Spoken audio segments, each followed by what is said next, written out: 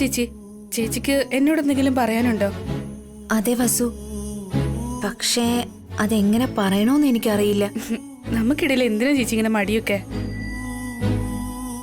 അത് പറഞ്ഞ നീ എന്തെങ്കിലും തെറ്റിദ്ധരിക്കുമെന്ന് കരുതിയാ?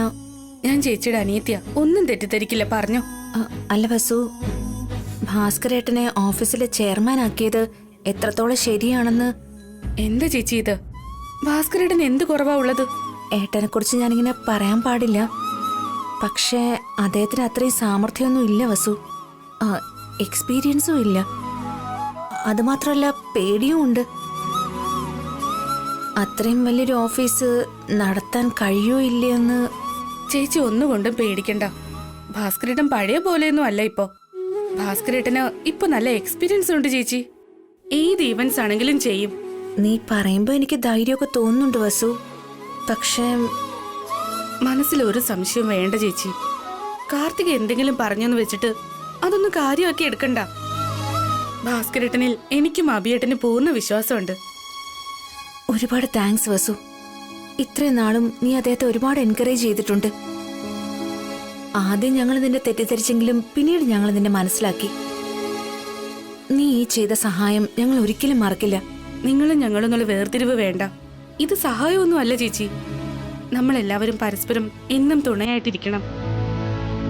ചേച്ചി കണ്ടോളൂ, ഭാസ്കരേട്ടന് വലിയ ഇവന്റ്സ് ഒക്കെ ചെയ്ത് വലിയ പൊസിഷനിലെത്തും. അങ്ങനെ നടക്കണമെന്നാണ് ഞാൻ ദൈവത്തോട് പ്രാർത്ഥിക്കുന്നത് വസു. ഭാസ്കരേട്ടൻ എവിടെ? അഖിലിനെ കൂട്ടിക്കൊണ്ടുവരാൻ പോയിരിക്കുക.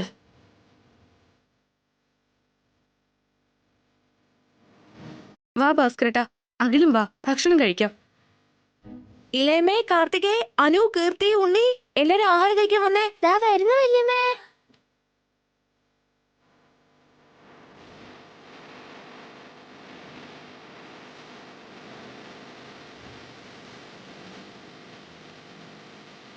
കാർത്തിക എവിടെയുള്ളേമേ?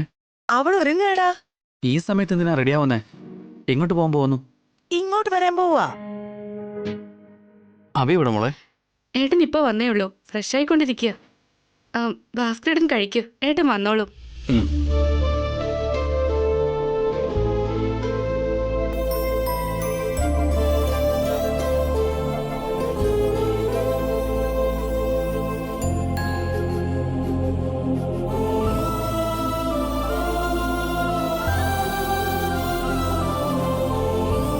കാർത്തിക വന്ന് എനിക്ക് ആഹാരം വിളമ്പിത്തരുമെന്ന് വിചാരിച്ചപ്പോ അവൾ ഇങ്ങോട്ട് കാണുന്നതേയില്ല. കഴിക്ക് ചെറിയച്ചാ.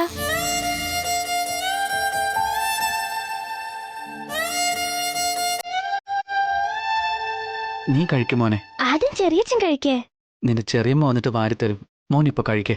എന്നാ ഞാൻ തന്നെ ചെറിയച്ചൻ കഴിക്കില്ലേ? അയ്യോ, അങ്ങനെയൊന്നുമില്ല. എങ്കിൽ കഴിക്ക് ചെറിയച്ചാ.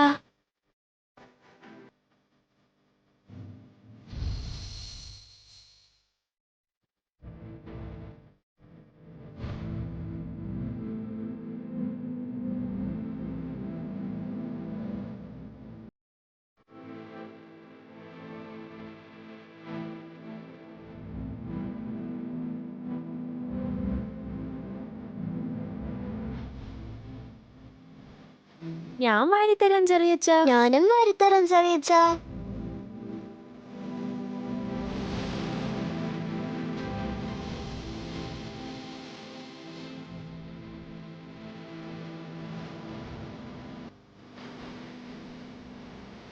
ഇവരുടെ കൊടുക്കാത്ത സ്നേഹം. ആ കാർത്തിയാണെങ്കി ഇവനെ മൈൻഡ് ചെയ്യുന്ന പോലുമില്ല. ഈ പിള്ളേരാണെങ്കി ഇവനെ സ്നേഹം കൊണ്ടങ്ങ് പൊതിയ. വയറ് നിറച്ച് കഴിക്ക് ചെറിയച്ചാ.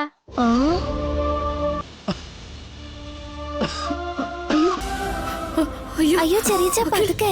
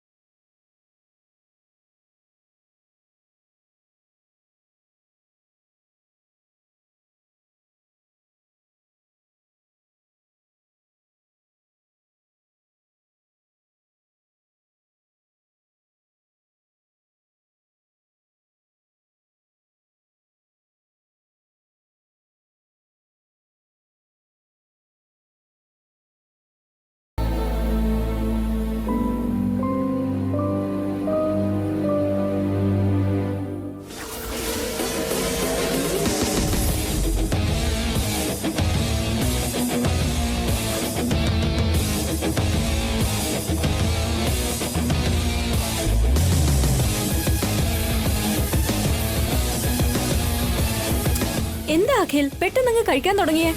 ഞാൻ വരുന്നത് വരെ വെയിറ്റ് ചെയ്യാൻ പാടില്ലായിരുന്നോ? നിനക്ക് ഇത്ര നേരത്തെ വന്നൂടെ? അവളും അവളുടെ ഒരു ഒരുക്കും. ഒരുക്കല്ല ആന്റി, കെയറിങ്. ഇരിക്കു കാർത്തിക്, ഞാൻ ഭക്ഷണം വിളമ്പി തരാം. എന്താ ഉണ്ടാക്കി വെച്ചിരിക്കുന്നേ? എപ്പോ നോക്കിയാലും പരിപ്പ്, സാമ്പാർ, രസം, ചപ്പാത്തി. മെനു ഒന്ന് മാറ്റിക്കൂടെ? ഇതൊന്നും ഞാൻ കഴിക്കില്ല.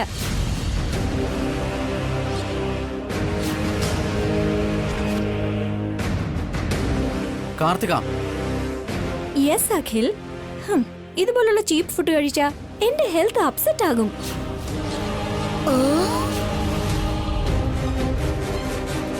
ഇത്രയും നാൾ നീ ഈ ആഹാരമല്ലേ കഴിച്ചത്? ഇപ്പൊ നിനക്ക് എന്താ പറ്റിയത്?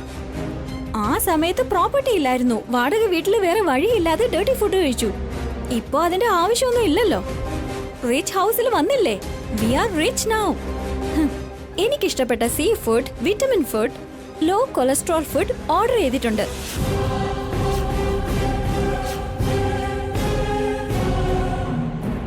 അപ്പോ അവള് നല്ല ഫുഡ് വരുത്തിക്കുന്നുണ്ടെന്നാ തോന്നേ. എന്നാ ഞാൻ ഇതൊന്നും തിന്നുന്നില്ല. കാർത്തിക വരുത്തിക്കുന്ന ഫുഡ് കഴിക്കാം. ഈ വീട്ടിൽ എല്ലാവരും ഈ ആഹാരം കഴിക്കുമ്പോ നിനക്ക് മാത്രം എന്താ? അവക്ക് ഇഷ്ടമുള്ളത് കഴിക്കട്ടെ. ഭക്ഷണ കാര്യത്തിൽ എന്തിനാ ഇങ്ങനെ? ഇവൾ ഇത്രയും നാൾ ഈ ആഹാരമല്ലേ ഏട്ടാ കഴിച്ചോണ്ടിരുന്നത്? ഇപ്പൊ എന്താ ഇവൾക്ക് ഇത്ര പുതുമ? ഈ ഒരു ദിവസം പുറത്തുനിന്ന് ആഹാരം വരുത്തി കഴിച്ചാൽ എന്ത് കുഴപ്പമുണ്ടാവാനാകിൽ? അവൾ എന്തോ കഴിക്കണമെന്ന് ആഗ്രഹിക്കുന്നു, അത് വിട്ടേക്ക്. Karthika madam,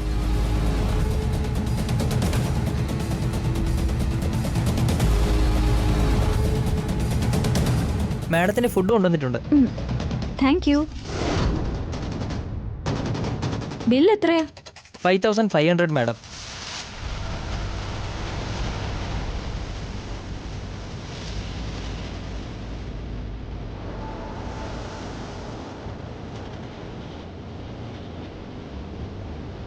just 5500. ആ 1 second. Okay madam.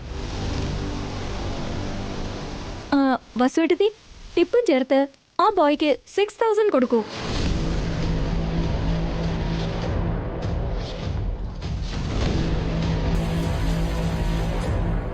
എന്താ ഒരു നേരത്തെ ആഹാരത്തിന് 6000 രൂപയോ?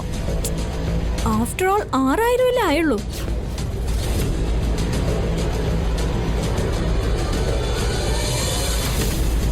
പെട്ടെന്ന് തന്നെ കൊടുക്കേട്ടത്തി. പാവം ആ ബോയ്ക്ക് വേറെയും ഡെലിവറി കാണില്ലേ? അത് ഞാൻ കൊടുക്കാം.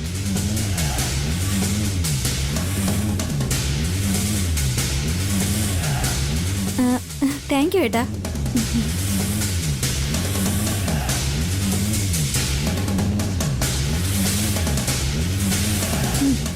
Take it. ആ okay madam. Thank you madam.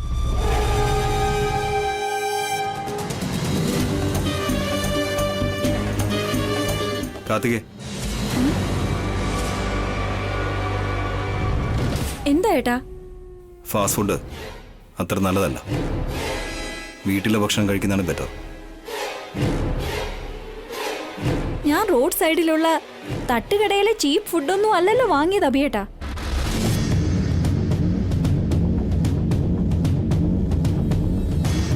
നല്ല റേറ്റിംഗ് ഉള്ള റെസ്റ്റോറന്റിൽ നിന്നാണ് ഈ ഫുഡ് വാങ്ങിയത്. നല്ല ഇൻഗ്രീഡിയൻസ് ആണ് യൂസ് ചെയ്തിരിക്കുന്നത്. ഹെൽത്തിന് നല്ലതാണ്. അതുകൊണ്ടാണ് ഇത്രയും ബില്ലായത്.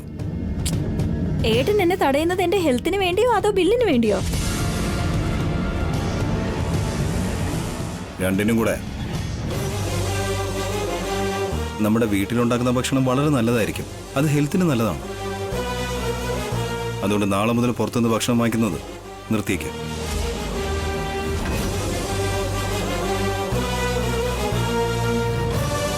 എന്തിനു നിർത്തണം ഏട്ടാ? നമ്മളിപ്പോ ഒന്നും ഇല്ലാത്തവരാണോ? നമ്മുടെ കയ്യിൽ പണമില്ലേ?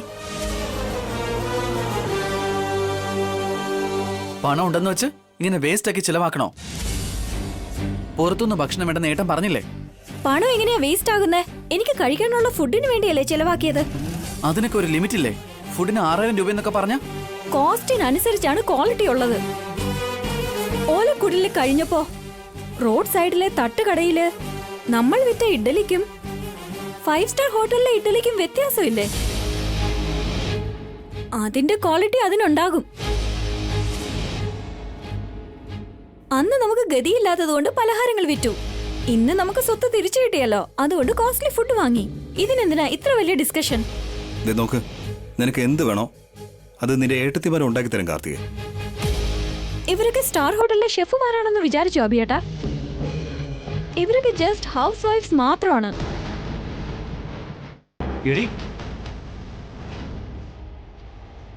എനിക്ക് വേണ്ട ഫുഡൊന്നും ഇവരെ കൊണ്ട് പ്രിപ്പയർ ചെയ്യാൻ പറ്റില്ല.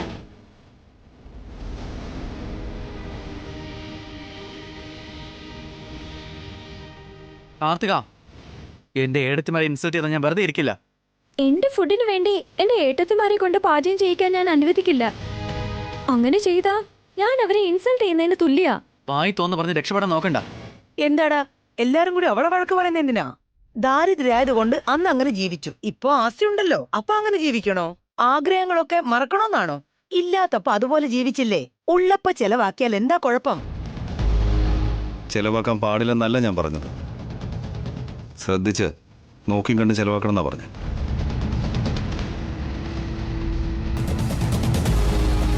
കാശുണ്ടെന്നും പറഞ്ഞ് ഓവറായിട്ട് ചെലവാക്കിയാ അത് പിന്നെ ഒരുപാട് പ്രോബ്ലംസ് ഉണ്ടാക്കും.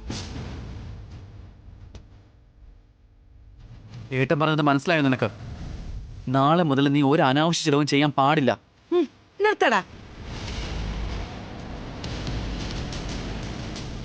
ഇവൻ അങ്ങനെ പറയും. നീ വാ കഴിക്കാം. വാ വാടി.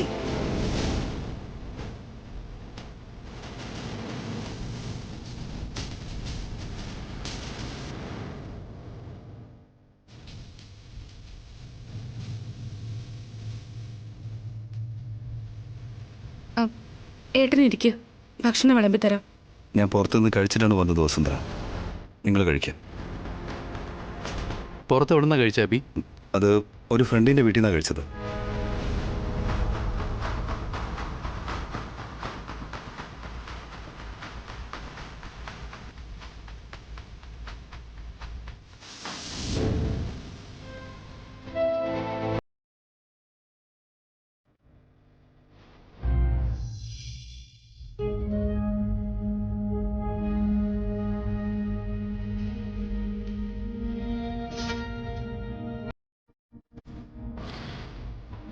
What is this?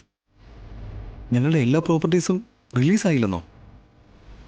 വീട് മാത്രമേ കിട്ടിയിട്ടുള്ളൂന്നോ? സ്വത്ത് മുഴുവൻ തിരികെ കിട്ടിയെന്നുള്ള അഹങ്കാരത്തിലാണ് കാർത്തിക ഇരിക്കുന്നത്. അതുകൊണ്ടാണ് ഇങ്ങനെ വേസ്റ്റായിട്ട് ചിലവാക്കുന്നത്. എങ്ങനെയെങ്കിലും ചിലവ് കുറച്ചേ പറ്റൂ, അല്ലെങ്കിൽ ഈ വീടും കൈവിട്ടു പോകും. എന്തെങ്കിലും ചെയ്തേ മതിയാവും.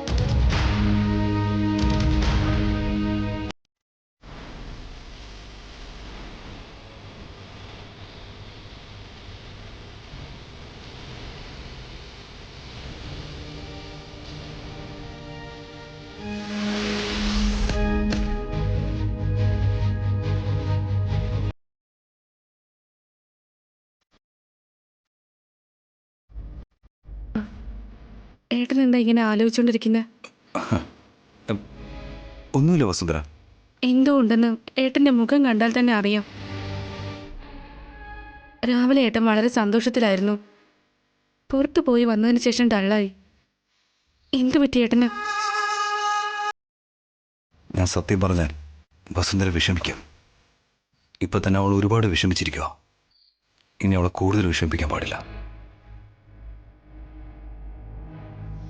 എന്നോട് പറയാൻ പാടില്ലാത്ത എന്തെങ്കിലും ആണോ? ഏയ്, അങ്ങനെയൊന്നുമില്ല. ഞാൻ നന്നായിട്ട് ഇരിക്കുന്നു. എനിക്ക് ഒരു കുഴപ്പമില്ല.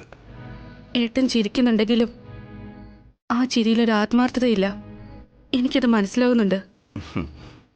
ഞാൻ എപ്പോഴത്തെയും പോലെ തന്നെ. താനാണ് ഓരോന്നിങ്ങനെ ചിന്തിച്ച് കൂട്ടിക്കൊണ്ടേയിരിക്കുന്നത്. എൻ്റെ കണ്ണിനെ നോക്കി സത്യം പറയാൻ പറ്റുമോ?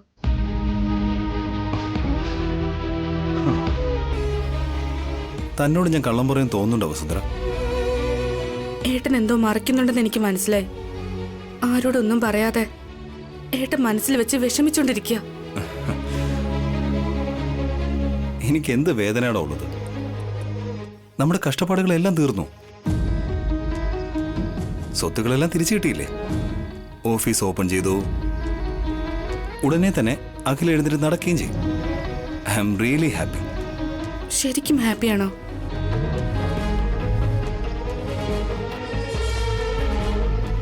ഇതില് ഞാൻ കള്ളം പറയുന്നതായിട്ട് തനിക്ക് തോന്നുന്നുണ്ടോ? എന്താണെന്നറിയില്ല, ഏട്ടൻ രാവിലെ പുറത്തു പോയി വന്നതിന് ശേഷം ഞാൻ ഏട്ടനെ ശ്രദ്ധിക്കുന്നുണ്ടായിരുന്നു. എല്ലാവരും ഹാപ്പി ആയിട്ടിരിക്കുക, പക്ഷെ ഏട്ടനൊഴികെ.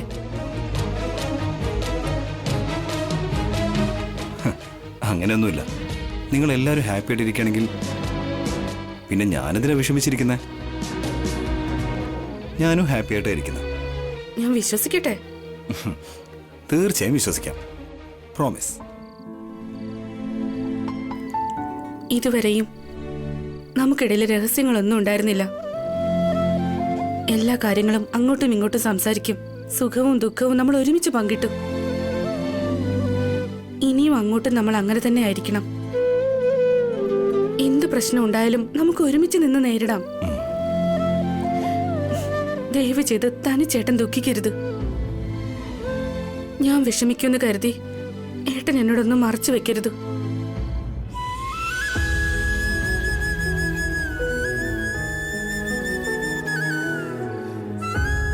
താൻ ഒരുപാട് ചിന്തിച്ചു കൂട്ടിയാണ് വസുന്ധര. അങ്ങനത്തെ ഒരവസ്ഥയും നമുക്ക് വരില്ല. ഇങ്ങനെയുള്ള അവസ്ഥ വന്നാലും ശരി, ഏട്ടന്റെ തുണയായിട്ട് ഞാൻ എന്നും ഉണ്ടാവും. എന്നെ മാറ്റി നിർത്താതെ. തനിക്ക് എന്താ അങ്ങനെ തോന്നുന്നെന്ന് എനിക്ക് മനസ്സിലാകുന്നില്ല. എൻ്റെ അവസ്ഥ മോശമായിരുന്നപ്പോഴും താൻ എൻ്റെ കൂടെ തന്നെ ഉണ്ടായിരുന്നു. എന്നാൽ ഇപ്പോൾ നമ്മൾ ഹാപ്പി ആയിട്ടിരിക്കുന്നു. ഒരു കുറവും നമുക്കില്ല. ഇനി എന്തെങ്കിലും ഉണ്ടെങ്കിൽ തന്നെ തന്നോട് ഞാൻ തീർച്ചയായിട്ടും പറയും. ഒരു കാര്യവും ഞാൻ വിളിക്കില്ല. ഏട്ടൻ എപ്പോഴും സന്തോഷമായിട്ടിരുന്നാ എനിക്കും സന്തോഷമാണ്. പക്ഷെ അങ്ങനെയൊന്നും അല്ലാതെ മനസ്സിൽ വിഷമം വെച്ചിട്ട് പുറമെ ചിരിച്ചു കാണിക്കുന്നത് ഏട്ടൻ എന്നെ പറ്റിക്കുന്ന പോലെയാ തോന്നുന്നേ.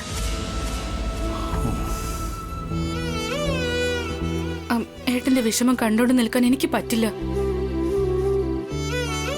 താൻ വിഷമിച്ചു കഴിഞ്ഞാൽ അത് എനിക്കും താങ്ങാൻ കഴിയില്ല. അതുകൊണ്ടാണ് തെറ്റാണെന്ന് അറിഞ്ഞിട്ടും ഞാൻ തന്നിൽ നിന്ന് ഈ കാര്യങ്ങളെല്ലാം മറയ്ക്കുന്നത്. I am sorry. എന്തെങ്കിലും ഉണ്ടെങ്കിൽ എന്നോട് പറയൂ. ഒന്നുമില്ലെന്ന് ഞാൻ തന്നോട് പറഞ്ഞില്ലേ? പക്ഷെ എപ്പോഴും ചെലവിനെ പറ്റി ടെൻഷൻ ആകാത്ത ഏട്ടൻ ഇന്ന് ചെലവ് നിയന്ത്രി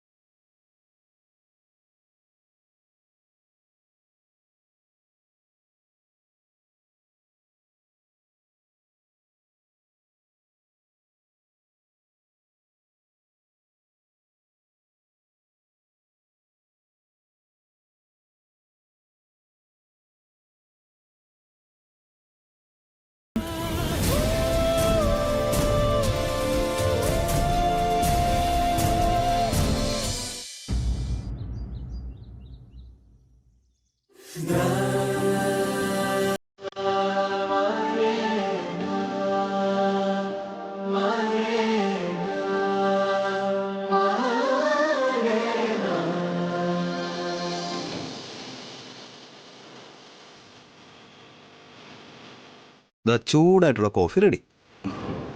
നീ ഈ ജോലിയൊക്കെ ചെയ്യുന്ന എന്തിനാ അബി? ഞാൻ കോഫി ഇട്ട് തരില്ലേ? അതൊന്നും സാരമില്ല ഏട്ടത്തി, നിങ്ങൾ ബിസി ആയിട്ടിരിക്കല്ലേ.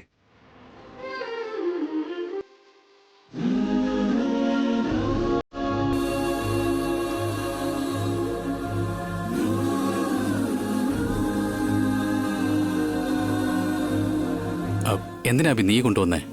ആര് കൊണ്ടുവന്നാലും എന്താ ഏട്ടാ? വസു എടുത്തിയും ഭാവന എടുത്തിയും ബിസി ആയിരിക്കുന്നു.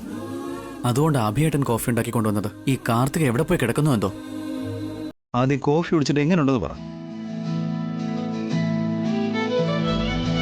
വളരെ നന്നായിരിക്കുന്നു ഏട്ടാ. കോഫി കുടിച്ചതിന് ശേഷം നിന്നെ കുറച്ച് നേരം ഞാൻ പുറത്തു കൊണ്ടുപോവാം. അഖിലിനെ ഞാൻ കൊണ്ടുപോവാ അഭി. നിനക്ക് എന്തെങ്കിലും ജോലി ഉണ്ടെങ്കിൽ നോക്കൂ. എനിക്ക് ഒരു ജോലിയില്ല ഏട്ടാ. അഖിലിനെ നോക്കുന്നതാണ് എൻ്റെ ജോലി.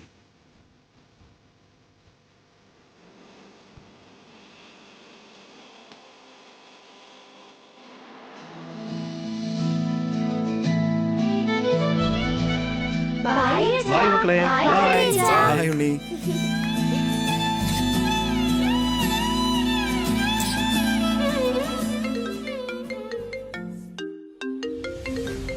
ലോയർ ആരോ വിളിക്കുവാണല്ലോ, പോയേ പറ്റൂ. ഹലോ, ആ പറഞ്ഞോളൂ സാർ. ഒരു അരമണിക്കൂറിനുള്ളിൽ ഞാൻ അങ്ങ് എത്തിക്കോളാം. ആ ഏട്ടാ, എനിക്ക് അർജൻറ്റായിട്ട് ഒരു മീറ്റിംഗ് ഉണ്ട്. അഖിലൊന്ന് നോക്കിക്കോണേ ഏട്ടാ. ഞാൻ നോക്കിക്കോളാം അബി. ഓക്കെ. നീ വയ്ക്കോ. ചേച്ചി ചേച്ചി ബ്രേക്ക്ഫാസ്റ്റ് റെഡിയാക്ക്. ഞാൻ പോയി ഗാർഡനിൽ ചെടിക്ക് വെള്ളം ഒഴിച്ചിട്ട് വരാം. ശരി വസു. എടുത്തി ഒരു ഗ്രീൻ ടീ. നീ എന്തിനാണ് ഏടത്തിയോട് ഓർഡർ ചെയ്യുന്നേ? വേണമെങ്കിൽ പോയി ഉണ്ടാക്കി കൊടുക്കേ. ഇവിടെ ആരും നിന്റെ വിലക്കാരൊന്നും അല്ല.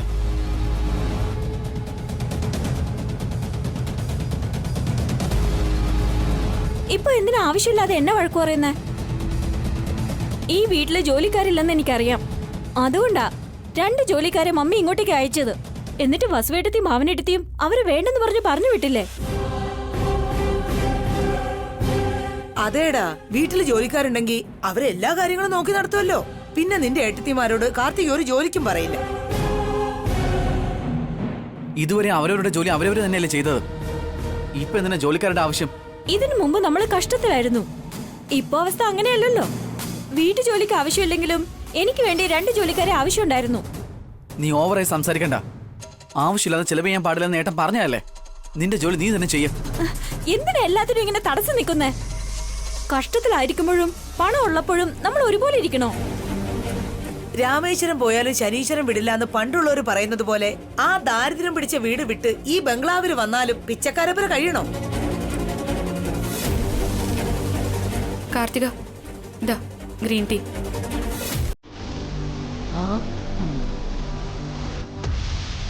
ഏടത്തി ഇതിനെ കൊണ്ടുകൊടുത്തത് അവൾ പോയി എടുത്ത് കുടിക്കുമായിരുന്നല്ലോ. സാരമില്ല അഖിൽ. അപ്പൊ എനിക്കുള്ള ചായ എവിടെ? എനിക്ക് തരില്ലേ? നിങ്ങളും തുടങ്ങിയാലേ മെയ് ആണെങ്കിൽ ജോലി ചെയ്യാൻ നോക്ക്. കൊളസ്ട്രോൾ എങ്കിലും കുറഞ്ഞു കിട്ടും. നമസ്കാരം മാഡം. നമസ്കാരം സർ. സാർ ഇരിക്കേ.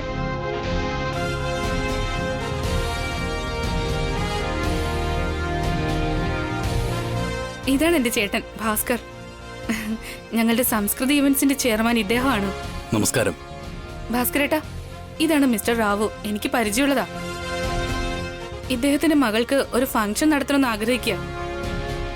നമ്മൾ വീണ്ടും നമ്മുടെ സംസ്കൃതി ഇവന്റ്സ് സ്റ്റാർട്ട് ചെയ്തു എന്നറിഞ്ഞിട്ട് ഇദ്ദേഹത്തിന്റെ മകളുടെ ഇവന്റ് നമുക്ക് തരാനായിട്ട് വന്നതാ.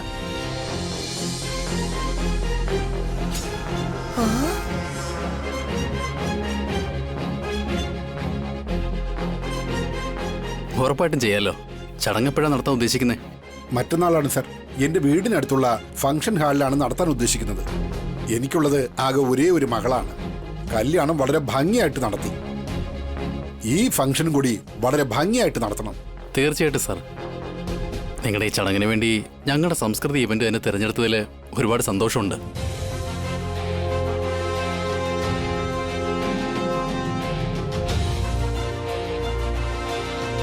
വസുന്ധരയെ ഞങ്ങളുടെ ഫാമിലിക്ക് നന്നായിട്ട് അറിയാം. നിങ്ങളാണ് സംസ്കൃതി ഇവന്റ്സ് റൺ ചെയ്യുന്നതെന്ന് അറിഞ്ഞു. വസുന്ധരയോടുള്ള വിശ്വാസത്തിലാണ് ഞാൻ ഇങ്ങോട്ട് വന്നത്. നിങ്ങൾക്ക് ഞങ്ങളോടുള്ള വിശ്വാസം ഞങ്ങൾ കാത്തു സൂക്ഷിക്കും സാർ. സാറിന്റെ മകളുടെ ഫംഗ്ഷൻ ഗംഭീരമായിട്ട് തന്നെ നടത്തും.